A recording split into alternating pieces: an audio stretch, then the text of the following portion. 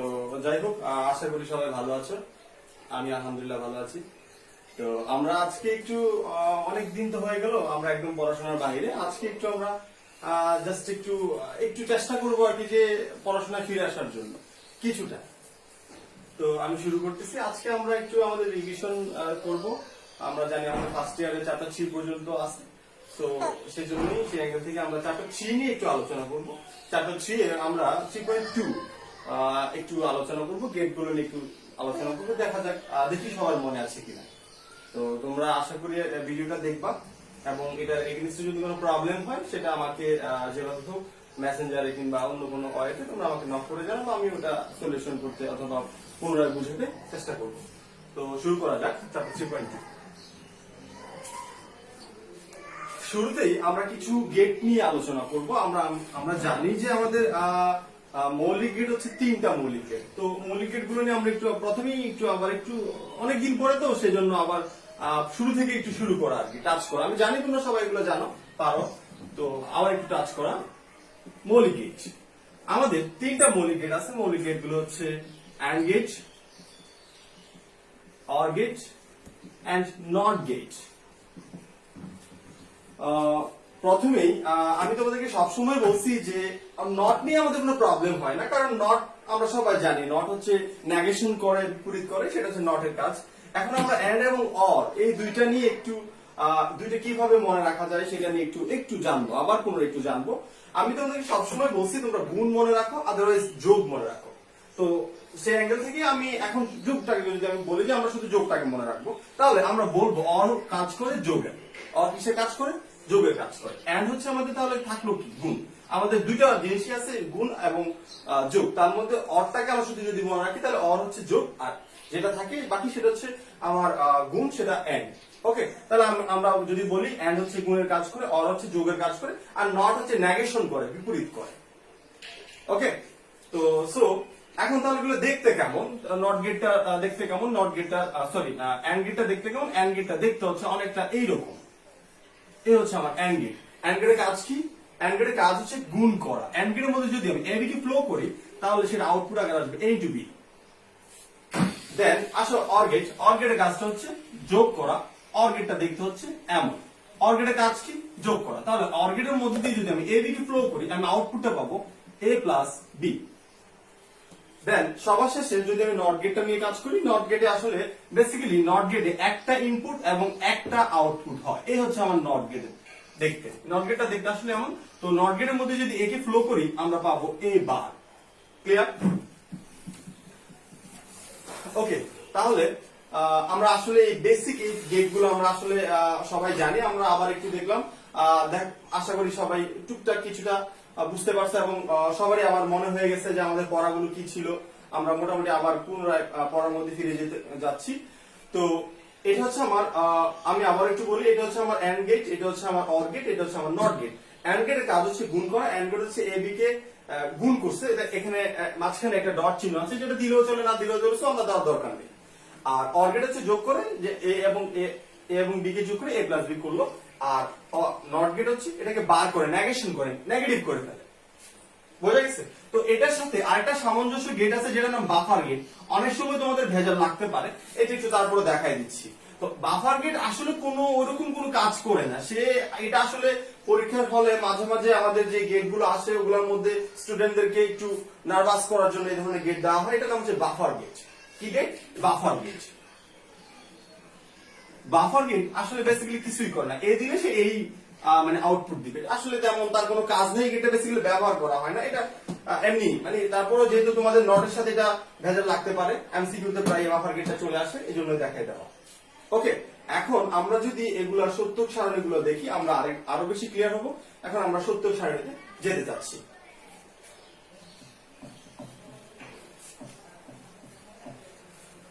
প্রথমেই আমরা এন্ড গেটের সত্যক সারণীটা আমরা দেখব। ওকে, তাহলে এন্ড গেটের আমরা যদি দুইটা ইনপুট নিয়ে কাজ করি তাহলে আমাদের ইনপুট গুলো যদি হয় এ এবং বি, আমার আউটপুট হবে এ ইন্টু বি। ওকে, আমার এখানে ইনপুট কয়টা আছে?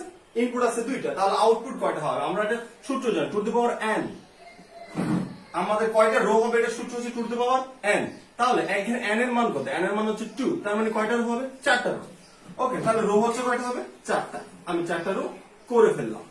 এখন রো গুলোকে আমি কিভাবে সাজাবো? সাজানোর নিয়মটা হচ্ছে দুইটা 0 দুইটা 1, 0 1 0 1।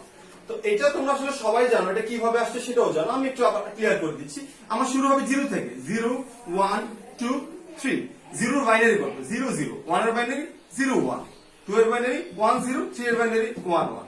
সো এইভাবে এটা আসছে। তো এত কিছু আশা করি তোমাদের এত ভেজাল মাথায় রাখার দরকার নেই, তোমরা সবাই জানো এটা ছন্দের মতো আমরা মনে রাখবো। দুইটা 0 দুইটা 1, একটা 0 একটা 1, একটা 0 একটা 1। যদি এখানে আমার তিনটা চলক হইতো, তিনটা ইনপুট হইতো, তাহলে কি হইতো আমি সেটা একটু ক্লিয়ার করে দিচ্ছি, সবাই একটু দেখো। যদি আমাদের তিনটা ইনপুট হইতো তাহলে আমাদের কেমন হইতো সেটা একটু আমরা সবাই খেয়াল করব। তাহলে সেক্ষেত্রে আমাদের ধরো আমি এ বি সি হতো এবং আমার আউটপুটটা হতো এ বি এবং সি। তাহলে আমার এখানে ইনপুট কয়টা? 1 2 3, তিনটা। তাহলে আমার সূত্র এখানে কত চলে আসবে? সূত্র এখানে চলে আসবে 3। তার মানে আমাদের মানটা কত হবে? 8। তাহলে আমাদের রো কয়টা হবে? আমাদের রো হবে 8টা। 8টা রোকে আমরা কিভাবে সাজাবো সবাই একটু আবার খেয়াল করো।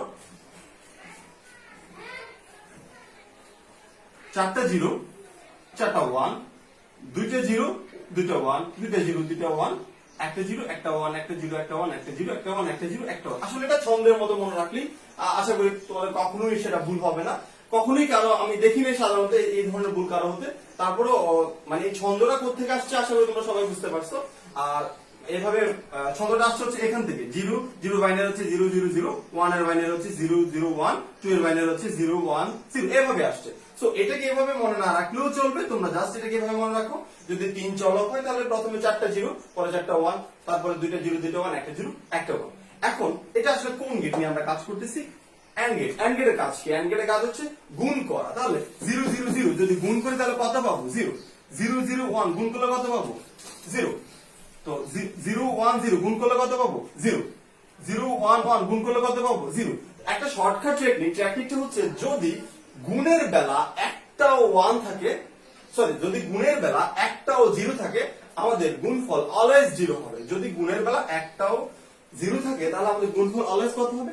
0 হবে। তাহলে আমরা যদি খেয়াল করি যে প্রত্যেকটার মধ্যে যদি আমরা খেয়াল করি এখানে একটা 0 আছে, মানে আমরা এতগুলো 0 খোঁজার দরকার নেই। যদি একটা 0 থাকে, অ্যাটলিস্ট 1 0, তাহলে সেটা কি হবে? আউটপুটে কি হয়ে যাবে? 0। এখানে 0 আছে 0, এখানে 0 আছে 0, এখানে 0 আছে 0, এখানে 0 আছে 0, এখানে 0 আছে 0। তাহলে এগুলো সবগুলো কি হবে? 0। জাস্ট যদি আমি শেষেরটা খেয়াল করি তাহলে এই রোতে একটাও 0 নাই, তাহলে 1 1 1 গুণ করলে কত হবে? 1। আশা করি সবাই ভালো করেই বুঝতে পারছো। তারপরে যদি কারো কোনো প্রবলেম হয় তোমরা অবশ্যই আমাকে নক করবে, আমি ট্রাই করব আবার সেটাকে বুঝিয়ে দেওয়ার জন্য। ওকে, এখন আমরা চলে যাব অর গেট।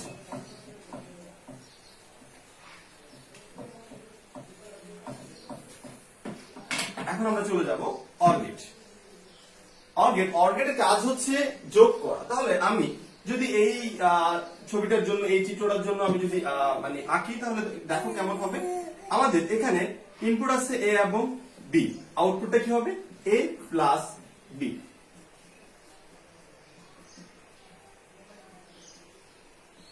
ওকে, তাহলে এখানে কয়টা ইনপুট আছে অথবা কয়টা চলক আছে? তাহলে দুইটা চলক আছে অথবা দুইটা ইনপুট আছে। আমরা যদি বলি তাহলে দুইটার জন্য কয়টা হবে? আগের সূত্র অনুসারে 4টা হবে। 4টাকে আমি কিভাবে সাজাবো? দুইটা 0 দুইটা 1, একটা 0 একটা 1, একটা 0 একটা 1। এখন আসো তাহলে আউটপুটটা কত হবে? 0 0 যোগ করলে কত হয়? 0 1। 0 1 যোগ করলে 1 হয়, 1 0 যোগ করলে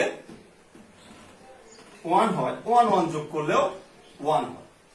আমাদের বুলিয়ানের ক্ষেত্রে 1 1 যোগ করলে 1 হবে। এটা একটু ভালো করে মনে রাখতে হবে। আমরা সব সময় জানি যে 1 1 যোগ করলে 2 হয়, বাট আমরা বাইনারিতে দেখছি 1 1 যোগ করলে 1 0 হয়। এখানে আমরা বুলিয়ানের ক্ষেত্রে আমরা আসলে বুলিয়ান নিয়ে কাজ করতেছি। বুলিয়ানের ক্ষেত্রে 1 1 যোগ করলে 1 হবে, মানে সত্য সত্য যোগ করলে সত্য হবে। এখানে 0 মানে হচ্ছে মিথ্যা, 1 মানে হচ্ছে সত্য। তাহলে দুইটা সত্য যখন যোগ করবো তাহলে অ্যান্সারটা পাবো সত্য। বোঝা গেছে? ওকে, তো এখন আসো আমরা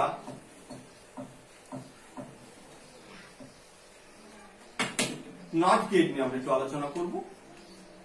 নট গেটের ক্ষেত্রে আমি এখানে এইটার এগেইনস্টে আমি এই চিত্রটার এগেইনস্টে আমি আঁকতেছি। এখানে আমার ইনপুট আছে এ এবং আউটপুট হচ্ছে এ বার। তাহলে ইনপুট হচ্ছে আমার কয়টা? একটা। তাহলে রো হবে আমার কয়টা? দুইটা। কয়টা রো হবে? দুইটা রো আমি কিভাবে সাজাবো? একটা 0 একটা 1, তাহলে 0 এর বিপরীত হচ্ছে 1, 1 এর বিপরীত হচ্ছে 0, শেষ। তো এই ভিডিওটা এখানে এতটুকুই আমি শেষ করতেছি। আমি জানি তোমরা হয়তো বেশি পড়াইলে বেশি বোরিং হয়ে যাবা। সো আজকে এই পর্যন্তই, সামান্য শর্ট, আস্তে আস্তে আমরা আরো ডিপে যাব। আমরা আশা করি কন্টিনিউয়াসলি এভাবে ভিডিও দিতে থাকবো এবং কি চ্যাপ্টারটা পুরোপুরি আমরা আবার রিভিশন করব যতটুকু সম্ভব। তো সবাই থাকবে আমার সাথে। আমি আশা করি তোমাদেরকে যতটুকু সম্ভব, আসলে ভার্চুয়ালি তো আর মানে অনলাইনে তো আর অফলাইনের মতো অতটা বোঝানো যায় না। আমি জানি না কতটুকু আমি তোমাদেরকে বুঝতে পারছি। তো সবাই থাকবে, আমি আশা করি আস্তে আস্তে আরো ইমপ্রুভ হবে এবং ভালো হবে। ভালো থাকবে সবাই, আল্লাহ হাফিজ।